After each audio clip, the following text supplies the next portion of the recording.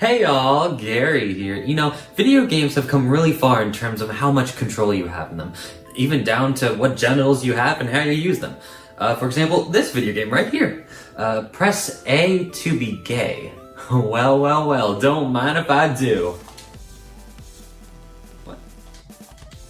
Oh, I just realized, this is a PS4 controller and it has no letters, just symbols. Video games have come a long way since the days of William Higginbottom, the physicist who created Tennis for Two back in 1958.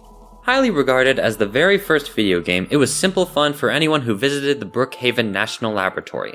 Thus, no one was asking, can you make the tennis ball gay? Nowadays, video games have become so complex that they have truly become their own form of entertainment, standing right next to film, television, and music.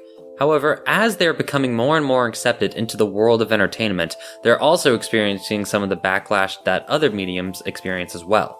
Oh, is it being a waste of time? The lack of representation, whether it's with the LGBTQ representation or representation of race and culture, if there's an arguable lack of it in film and television, then there's definitely a lack in the world of video games. While it's fairly easy to spot race and culture representation in video games, representation of gender and sexuality is a little harder to spot.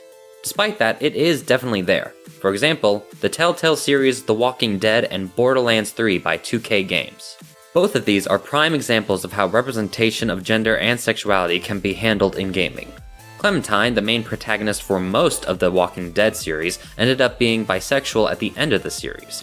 Borderlands, on the other hand, may not have much of a story to it, but it makes up for it in its character roster. The characters in Borderlands 3 are some of the most diverse characters in any video game.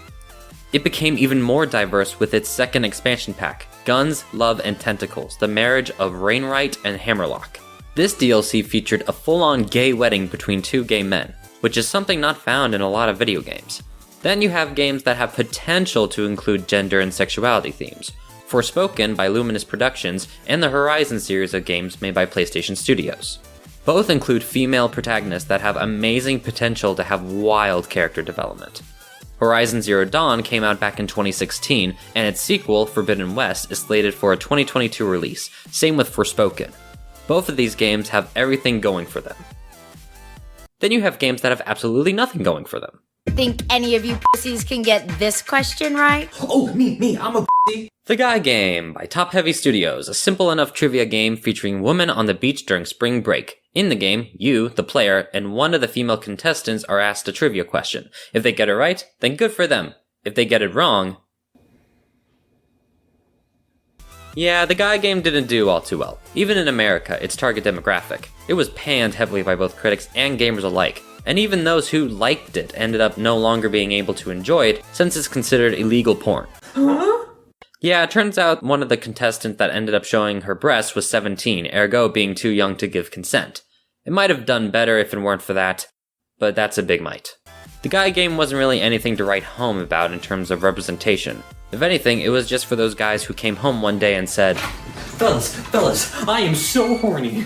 Every now and then, when I hear a conversation come up with representation in gaming, there'll always be at least one person who says that every game made now needs to have gender and sexuality representation in it, no matter what. Oh, would you look at that? I finally found out what this statement is.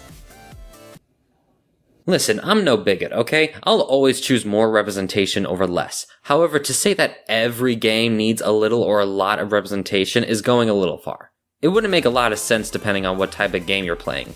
If you're playing a 30-hour long RPG with large worlds and lots of characters, say Final Fantasy or Ghost of Tsushima, then sure, putting characters with unique gender and sexuality traits shouldn't be an issue.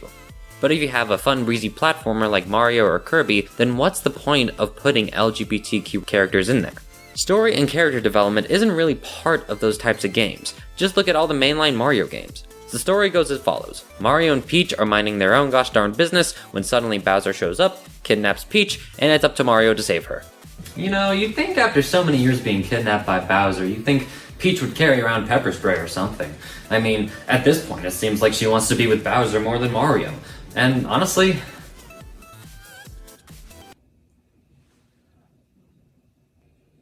who could blame her? The story isn't what makes up a good Mario game. It's the gameplay. This isn't with just Mario. It's with almost every Nintendo IP. Over the past 20 years, Nintendo has focused less on how powerful their systems are and more on new, innovative, and fun ways to play their games.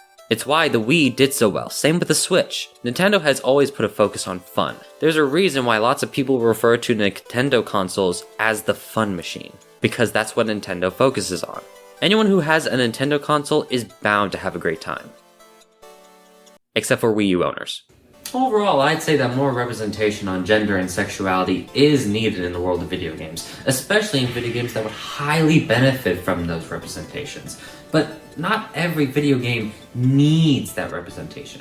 And I'm going to stick by that statement, because video games aren't like other forms of media. They're extremely different.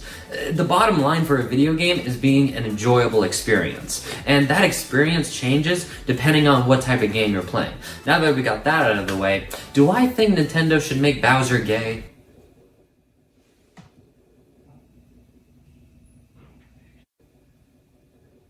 Well, I think you know my answer.